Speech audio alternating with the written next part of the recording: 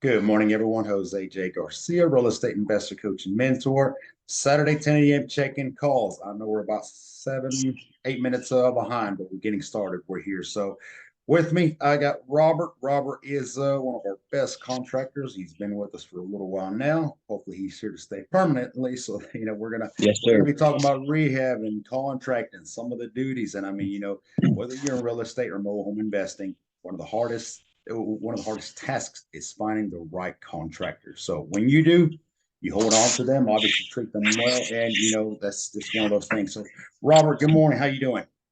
Good morning. Blessed to see you another day. How about yourself? Good, good, absolutely. So, thank you for joining me this morning. Yes, sir. Thank you for the opportunity.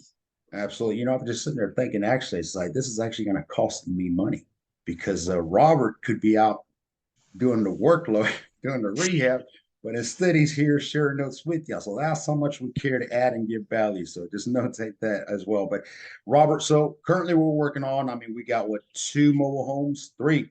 Well, we got like five that we need rehab, but you were actually in the middle of one of them.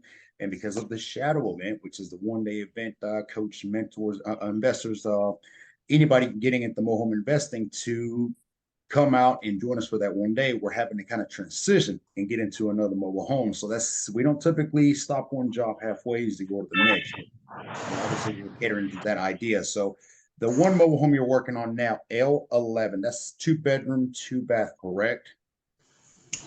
It's 3 bedrooms actually. You have one on one end, and then you have one on the other end, and one kind of in the middle, and then it connects both bedrooms on the far end connect to the bathroom. Yeah, yeah. Oh, well, that's even better. I mean, absolutely. And that's, we're not going to talk too much about numbers, but the more bedrooms, the bigger the home, the more you can rent, the more you can sell. So on that one, I mean, we just got back. Tenant was evicted prior to from the community, and then they sold that mobile home to us. So what is the majority of the rehab that we're doing in that one? Majority of rehab is painting. There's a couple of small floor repairs that need to be done. Um, as well as putting all new linoleum down. We're gonna paint all the cabinets black and give it a black accent wall in the kitchen as well. Mhm. We're also installing one new back door, which we don't go back with mobile home doors. We prefer to put in regular home doors, which gives you more security, and it's more durable, and obviously it lasts a lot longer. Yeah, that's the one we were talking about earlier this week. I think it was like 250 for the whole frame, which has door, frame, and everything, wasn't it?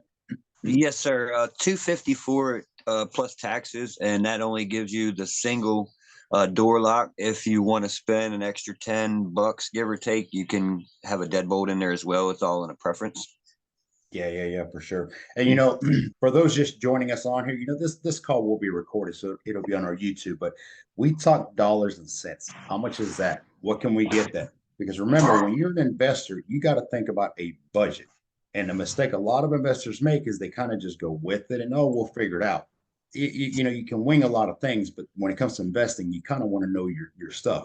Now, that's not saying that in a perfect world everything's going to check out, the fact that Robert knows these numbers just helps our budget, keeping us within budget. If we go above it, then we target it a little bit differently. But so now one of the issues we're having with these mobile homes are, Robert, it's obviously they've been sitting for a while.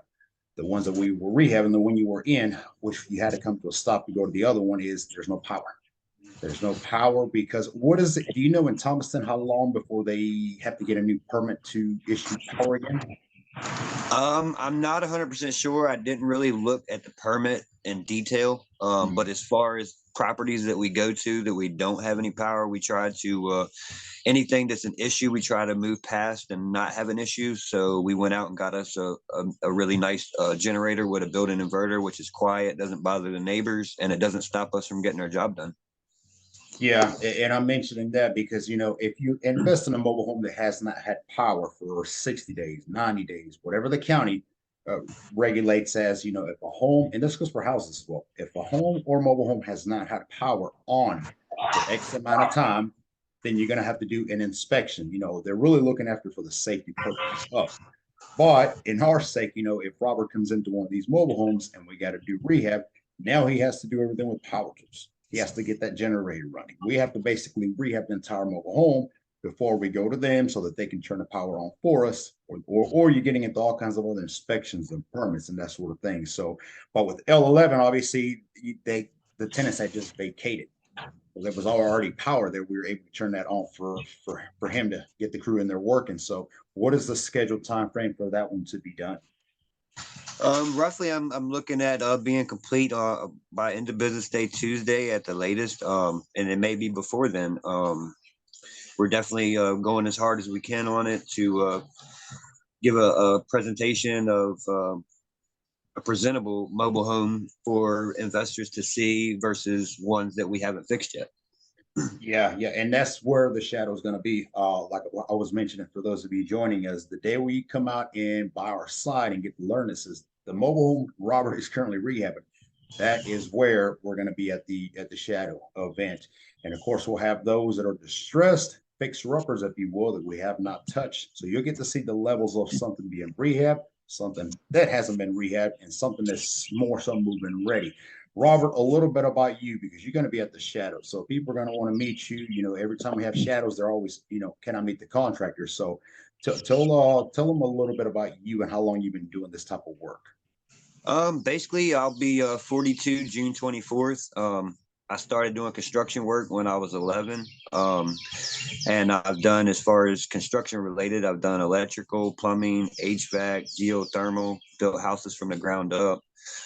Basically no job too small or too big. If I've never done it before, I can watch a video or make a couple of phone calls and figure it out.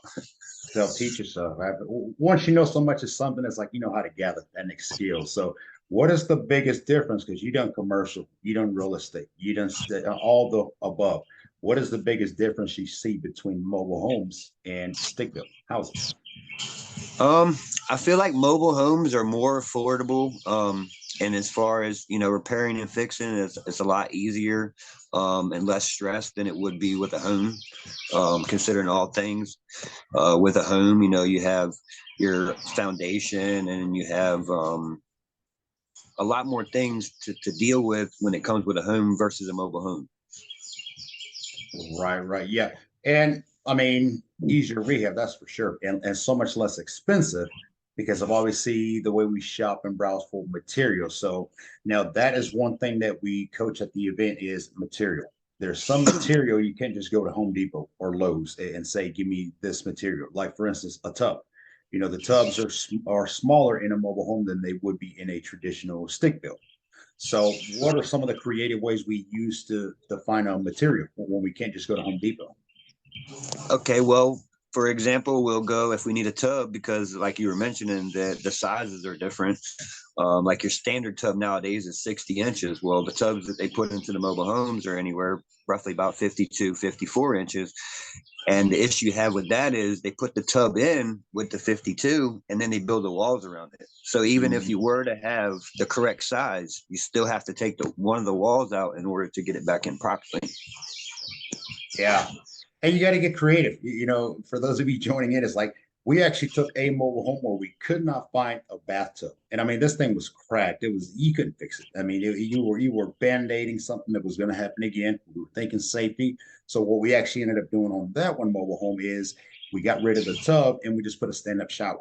It freed up some room. People loved it. So I mean you got to get creative sometimes. But now electrical, even though it can be a nightmare, it can be a headache. I mean I would say the electrical in the mobile home is about as easiest to rewire than any other. I mean, if we got to add an extra wire for a stove, which we got to do on one next week, by the way, we'll talk about that later. I mean, you're basically adding a breaker into the panel and you're running a whole new wire under the mobile home up into where it's needed, and you got power, right? Yes, sir. Yeah, I mean, simple. It is easy. It's a road. Same as a plumbing. It's like it's not like a house, 2-story, 3-story where plumbing is all zigzagging whatever. Plumbing on a mobile home is a straight road because remember, mobile homes are long, so it just kind of tees off too. But that's another thing we've run into here lately. Talk about some of that brittle PVC, and again, it's a lot of that is weather, yeah, wear and tear, but well, mobile homes sits vacant for so long. I mean, just I've always said that mobile homes actually show a more of a wear and tear somehow when they're vacant than when they're actually occupied. I'll use that lightly, but talk about some of the plumbing we've been doing on, I know, what was it, 47 Griffin? Yes, sir. Lot 47 in Griffin, Ponderosa Park. Basically what happened there was everything was CPVC, and as well as with CPVC, it gets cold, it gets old, it gets cold, it gets brittle. You have to insulate it in order to protect from the weather, which typically here down south you don't need that, but this year proved everyone wrong. Everybody had busted pipes. So basically what we do is to avoid any future leaks or anything, we come in, we take all the old CPVC out or the old galvanized, whichever it may be. And then we go back with PEX, which is great because you don't have to insulate it and it doesn't bust. It expands. If it was to freeze, it will just freeze. And then when it thaws out, you're good to go. You have water. Really? Okay, so see, that's something new for me on there. I was actually sitting there thinking about asking you, what about insulating it? Georgia will drop into the teens at some point where it's cold enough to freeze. But you're saying this new stuff we're using does not need to be insulated. And if it does freeze, technically you're good. Just let it thaw out. You're good to go. Yes, sir. Definitely. It's definitely the way to go now. You end up spending a little more money as far as to get the stuff, but at the end of the day, Oh, it's a it's lot well worth better it. because now when I hook everything up, I know once I turn the main on, there's not going to be any leaks. But Mhm. if I don't take the route that I take, it ends up costing me another day or two or whatever it may be. Because okay, well I see this leak, let me fix it. Well, now I turn it back on, the whole system fills up. Now I got 3 or 4 more leaks that I didn't know about, or it could even be a couple of days go by, and I go back to the property and the lines have busted because they were old and brittle, but it wasn't under enough pressure for it to be able to bust at that point. Yeah, and that's what I'm thinking about. It's like also from an investor selling standpoint is, investors listening in, it's like, what are some of the selling points for any mobile home? New roof, new plumbing, new electric throughout. These are all bigger expenses, but these things put people at ease. When we say, hey, Robert actually replumbed the entire mobile home, under with this is what we use, this is why we use it, etc. You think that buyer may say, oh, that's intriguing, obviously, and it's we're trying to deliver, even though it's affordability housing, it's a good product. Robert is not cutting corners. He's not shaving anything. It's not like let's get it taped up quickly and run off. And if it breaks later, that's not our problem. That's not how you approach the situation. That will catch up sooner or later. So getting the job done right may cost a little bit more, may take Robert longer, which I don't like that, but it's going to be done right at the end. So, Robert, let's talk about roofs real quick. So, I know we put a bunch of new metal roofs over at and don't mention park names, but a bunch of moles in Griffin. But talk about some of those prices if somebody does have to replace a new metal, or I don't want to even get at the shingle, but some of the roofs. Um, Roughly, as far as on the metal roofs, installing those, you typically, obviously you have your materials cost. I personally haven't priced the metal lately myself, but just roughly, labor cost with customer investor providing all materials, I would say, give or take to put all the new metal on there because it won't take me but so long, give or take 1,000 to 1,200 for the labor versus if it's a roof that we could just put sealer on, then you'd be looking at maybe 500-600 for labor, and then the material would roughly cost you maybe $300 to $400, give or take. Yeah, so it's not crazy numbers again, but it's just one more thing too. So I would say the biggest expenses continue to be the same, and I mean right now lumber is at an all time low, which is it's a miracle. What was it about Amen. this time last year? Is that what it was? We were paying 80 per sheet plywood. 80 per sheet. Some places were 100 for 3/4 subfloor, and then you were paying $60 for a piece of 7/16, and it's $9 a sheet right now. Yeah, and again, we're going to go step by step on this rehab when we get inside a mobile home. But think about it this way: when we're talking about lumber and plywood, if a bedroom in a mobile home, let's just say, takes about 3 or 4 sheets of plywood, you would say it's about average, right? 3, 4 sheets of plywood to do the entire room. Give or take in a mobile home, so let's just say it's a 10 by 10. So then you're looking at 100 square feet, and one sheet is a 4 by 8, which gives you 32 square foot. So you're looking at 3 and some change. So I would get 4 sheets for that room. There you go. Yeah. Because you can't go buy 3 and some change sheets of plywood. So you're going to go ahead and have to get 4 of them. But, when that was, and we were rehabbing during this time. So we talked about backing off at that point, but we kept on rehabbing. Think about 4 sheets of plywood, $100 a piece. That's $400. Now, some people will say, well, that ain't that much. But again, budget, budget. You got to remember this is affordability housing, got to be a budget. That same bedroom that was $400 to do an entire bedroom or flooring is now $9 a piece. I So you're like looking at $40 40 bucks. better than, yeah. Just take a zero off. That's a big change. So why should you get into mobile home investing right now? There is a serious shortage of housing in America. When it comes to affordability housing, there is a serious amount of need of people in the, and this is growing. This is more and more. Mobile homes are the last of affordability housing. Check out apartment complexes, check out condos, check out houses. Interests are rising. Now, less people are also offering financing. Banks are slowing down.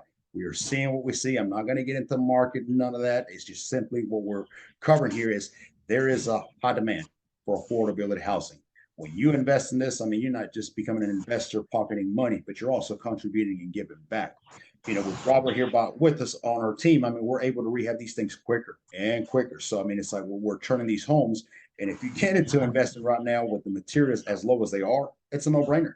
I mean, Robert, you got, what was it, 40, and I'm listing numbers for those of you joining us, a lot of numbers. I mean, it was like 98, I think it was. You finished that evening, and the next morning the home sold. 47, you finished that day, and that evening the mobile home sold.